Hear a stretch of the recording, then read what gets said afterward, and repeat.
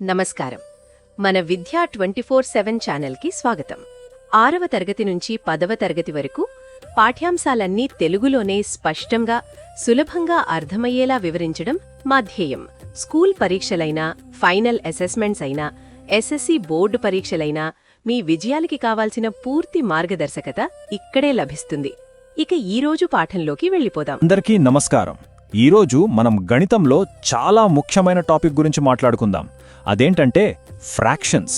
మనం తినే పిజ్జా ముక్కల నుంచి కేక్ ముక్కల వరకు మన చుట్టూ ఫ్రాక్షన్స్ ఎప్పుడూ ఉంటాయి.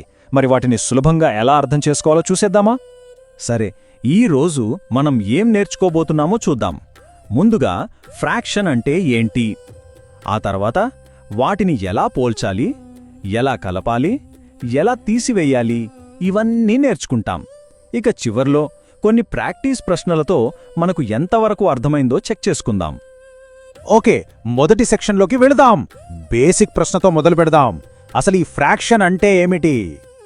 సింపుల్గా చెప్పాలంటే ఫ్రాక్షన్ అంటే ఒక పూర్తి వస్తువులో కొంత భాగం అన్నమాట.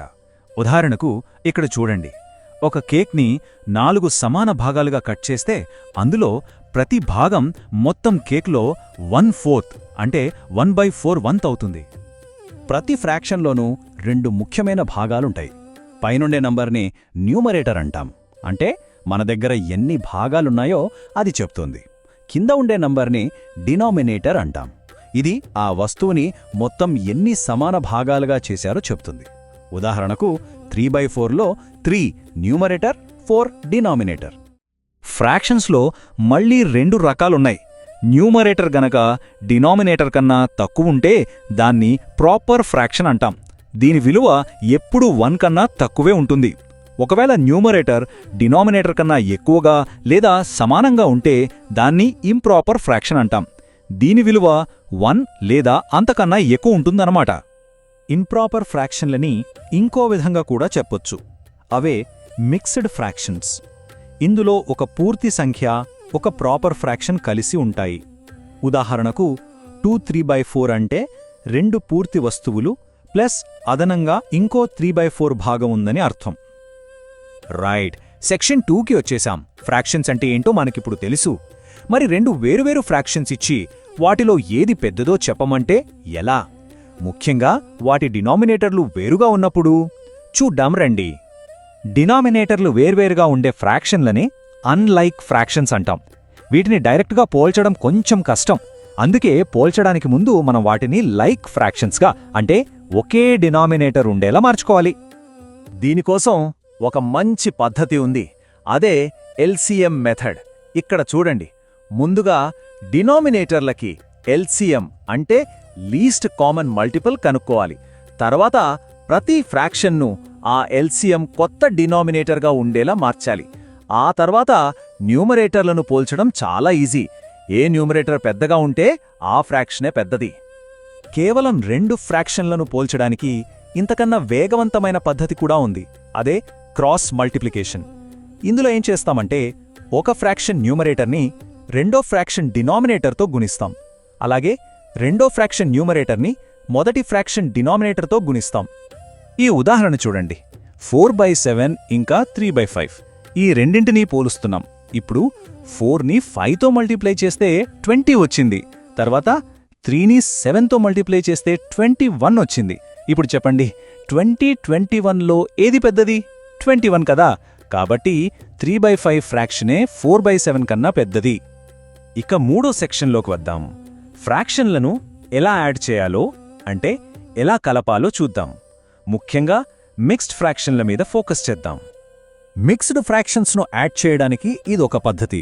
ముందుగా వాటిని ఇంప్రాపర్ ఫ్రాక్షన్లుగా మార్చేయాలి.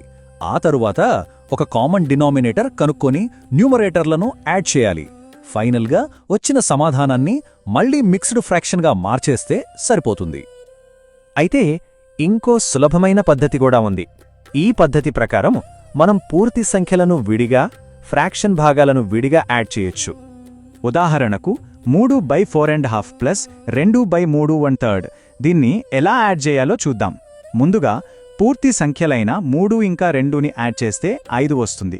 తర్వాత ఫ్రాక్షన్స్ 4th 1 ఇంకా 3rd 1ని యాడ్ చేస్తే 7/12 వస్తుంది.